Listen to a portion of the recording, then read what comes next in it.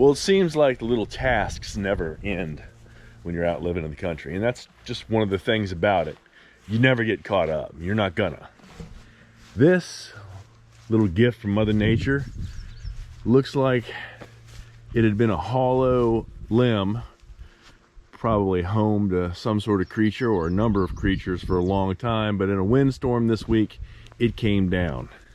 Now, they're showing the house this weekend. This is where we rent, and it's on the market for sale.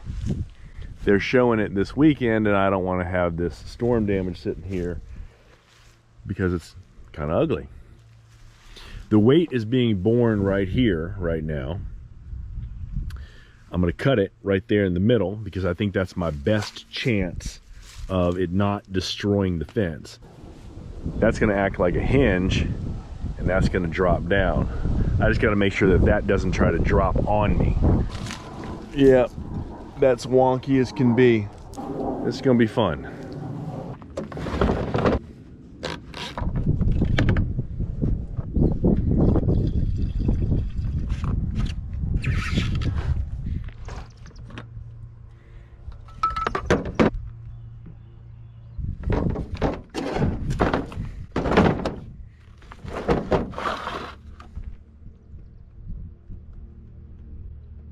Yep.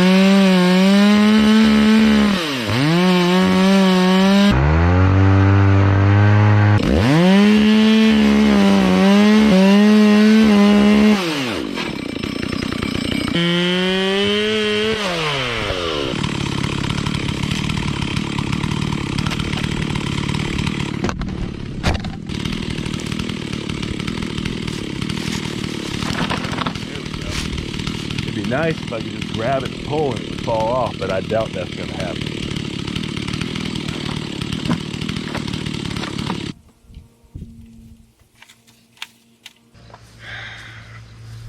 Yeah, I don't think so.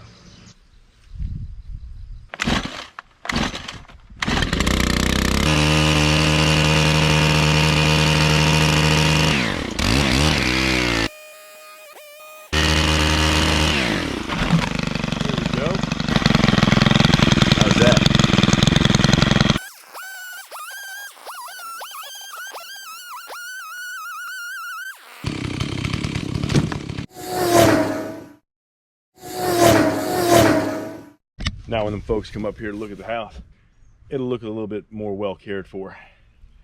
And since I ran out of gas, I'm gonna take that as a sign that I need to go ahead and get back on the clock.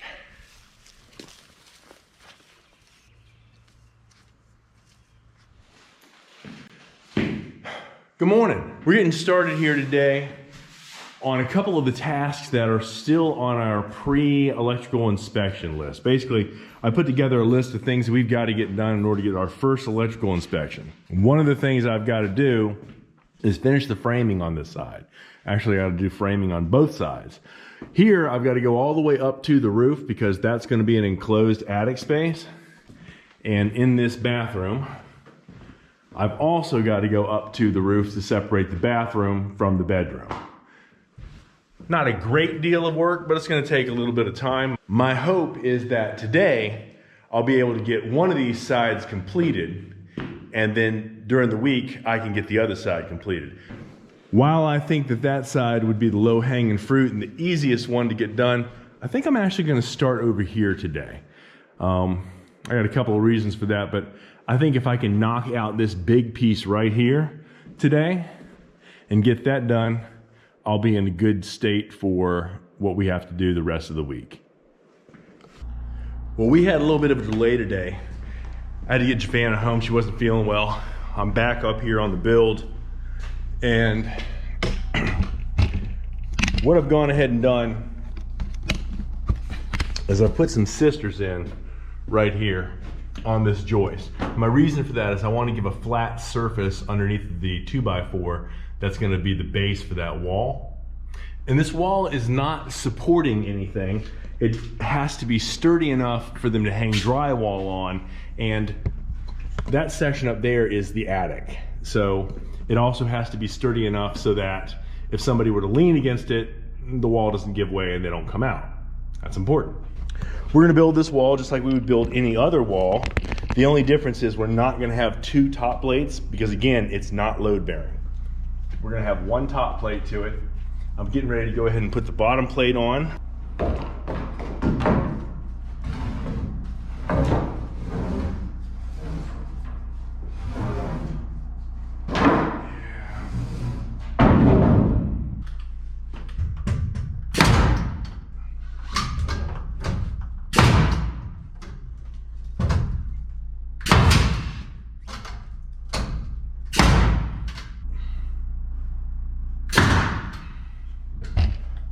Now, if you look up here, there's a couple of 2x4s that go all the way across.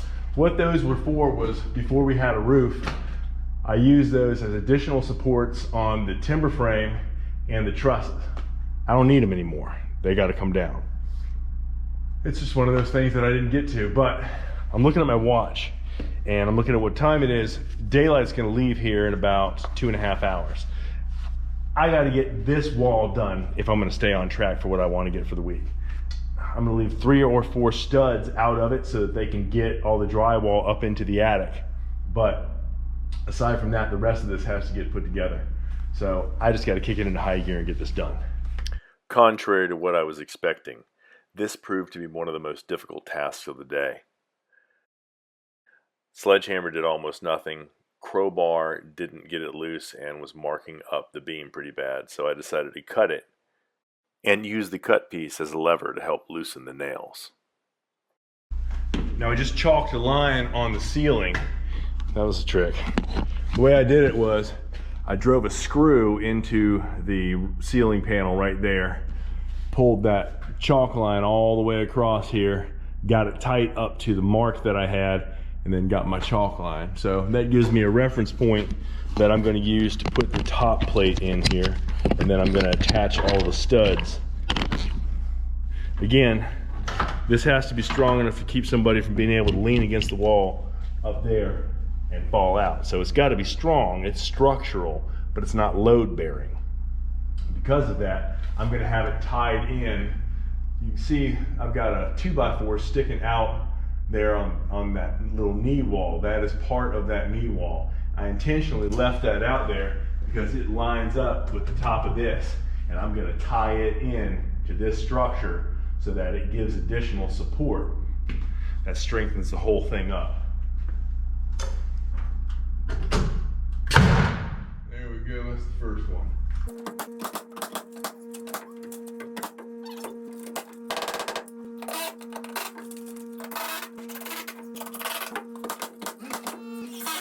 Now, why am I driving screws as well as putting nails in there?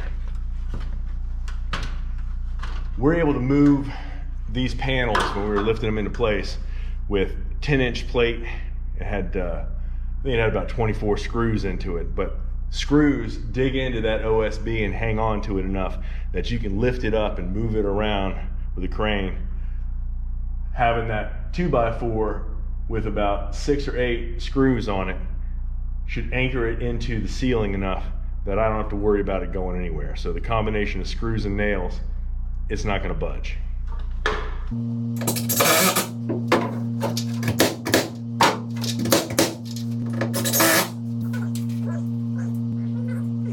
When you're doing something like this, prep work is everything. If I don't have that top plate and that bottom plate lined up properly, when they try to put up those sheets of drywall, they're not going to line up. There's going to be some buckles in them. They're not going to look good. So what I've been doing is taking my time and getting that in place. I've also been prepping the wood that I'm going to use. The other day I talked about I talk about the price of wood right now. It has gotten ungodly expensive. I had a stack of cast-offs that were still in good shape. I just hadn't been using them. I'd set them out there for a while, and most of them had grayed up quite a bit. These are the ones that I had out there. Now I went ahead and planed them down and cleaned them up a little bit. I'm almost ready to nail in that other piece of top plate up here.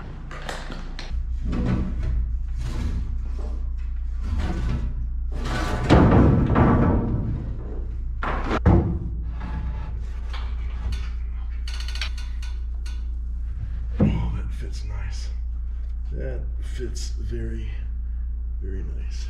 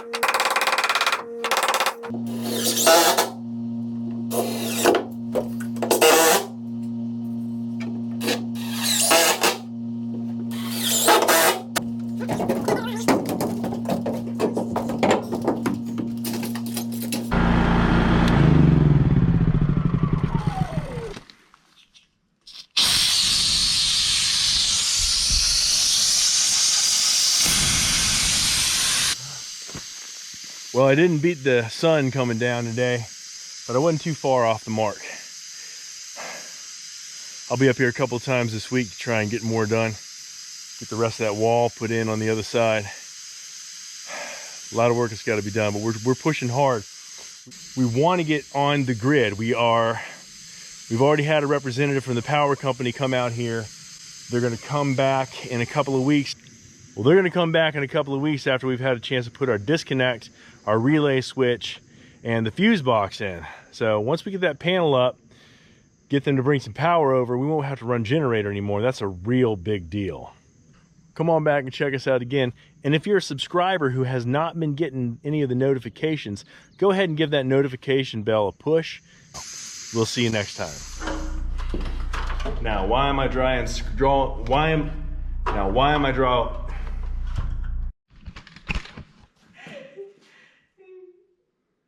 Poor dog.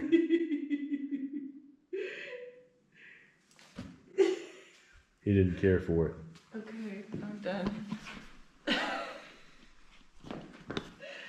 Oh my gosh. After we've had our disconnect and our transfer switch, and our relay box put in, transfer switch.